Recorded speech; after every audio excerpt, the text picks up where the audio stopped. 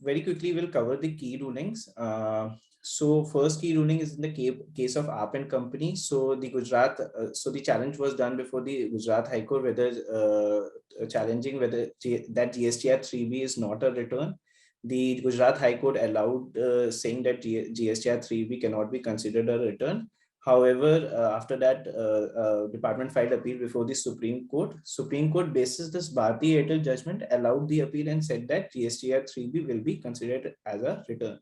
In our view, in this ruling, it was not required to rely on the Bharti Airtel judgment. There was a retrospective amendment which was made, basis that GSTR 3B will be considered as a return.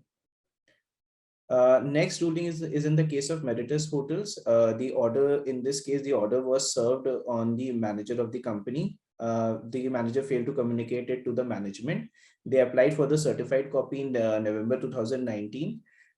Thereafter, they tried to file an appeal, which was rejected. Then the order was uploaded on the portal on January 20. They tried to file the appeal, but the appeal was time-barred, hence it was rejected. Then they approached the Supreme Court. Their contention was that the period of limitation should be computed from the date of uploading the order on the portal instead of service through email. The High Court held that the statutory time limit for filing of appeal is to be communicated from the date of service of order via email and not from the date on which it was uploaded on the portal. And on this ground, the writ petition was dismissed. In our view, what it has been held on section 169 about the mode of service, the High Court is correct. However, we have to consider that in terms of Rule 108, the only mode for prescribed for filing of appeal is online, and no other mode has been prescribed. For filing of appeal, order is required on the portal. If no order has been uploaded on the portal, then no appeal can be filed. However, the High Court failed to take note of this fact and incorrectly dismissed the writ petition. When no appeal can be filed without uploading of the order on the portal, then no appeal can be filed in those regard. In this regard, there's a favorable judgment in the case of Gujarat State Petronet, which held that the time limit is to be computed from the date of filing of the order on the portal. In our view, Gujarat State Petronet is correct and Meritus Hotel on this point is incorrect. There's another recent ruling of tropical beverages where on a similar issue, on an issue where the appeal was filed, the appeal went to the central government instead of the state authorities. So the state appeal was rejected. They filed when they came before High Court. High Court issued directions condoning the delay for filing an appeal and held that if appeal is filed before the wrong forum, taxpayers should be informed by the department.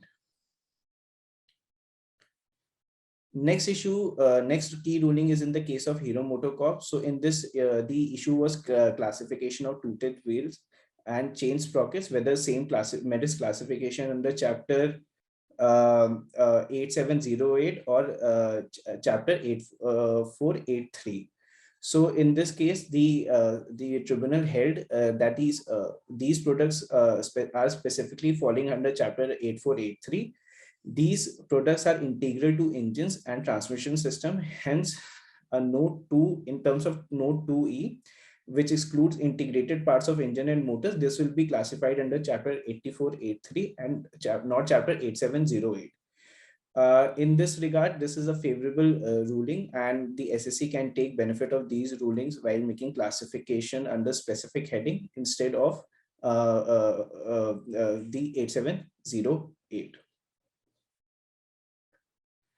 Then we have case of Macquarie Global, where in this case, demand of service tax was raised, saying that on the basis of some transfer pricing documents, saying that a foreign company has reimbursed certain expenses to the Indian company. Hence, they will be considered as intermediary. The Indian company was mainly providing back office support service and IT related services and not providing any other service. So when the appeal went before the tribunal examined the document and said that the department, to say it's an intermediary service, has to identify two distinct services, and there should be three different persons should be involved. Not merely on the basis of documents, the department cannot say that the Indian company is an intermediary between two different persons. They're required to identify three different persons which are involved in the transaction. If no three persons are involved in the transaction, the Indian company cannot be considered to be an intermediary service. Next ruling is in the case of Bharat Oman Refineries. This is a triple AR judgment. So the issue was, uh, so the advance ruling was filed on the question whether GST is required to be paid on notice pay recovery, group mediclaim, canteen charges, and telephone charges. The triple AR held that GST is not required to be paid on notice pay. They also held that no GST is required to be paid on group mediclaim, canteen charges, and telephone charges. The AAAR further held that ITC will be available on canteen charges and ITC is not available on group mediclaim insurance premium and telephone charges. In our view, on the first point, notice pay recovery, this ruling is perfectly correct and SSC can take benefit of the same. But on the other points of group mediclaim, canteen and telephone charges, in our view, this is incorrect. GST is required to be paid on the same and ITC will be available to the company. In the case of Dr. Wilmar, the issue was that the employer was recovering certain charges and providing hiring services. So the issue before the Advanced Ruling Authority was whether ITC will be available on the same or not, and GST is required to be paid on the employee recoveries or not. The authorities held that no GST is required to be paid on employee recovery, and ITC will be available post February 2019. In our view, what the authorities held that GST will not be applicable basis entry 1 to schedule 3 is incorrect, as it is applicable for transaction between for services provided by employees to employer and not services provided by employer to employees.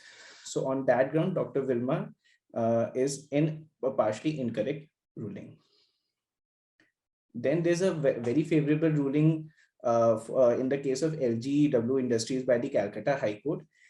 Demand was raised on the recipients saying that the recipients are found to be non-existing and they are fake, and the recipient has not taken due care while taking the credit.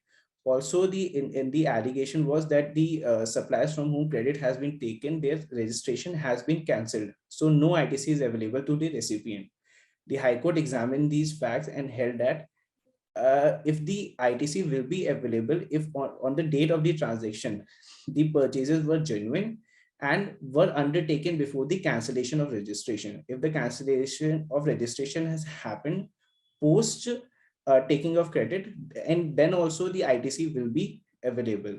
So they remanded the matter back to examine the facts. So in our view, this ruling is correct. The SSC can take benefit where on these grounds the credit is being denied to them.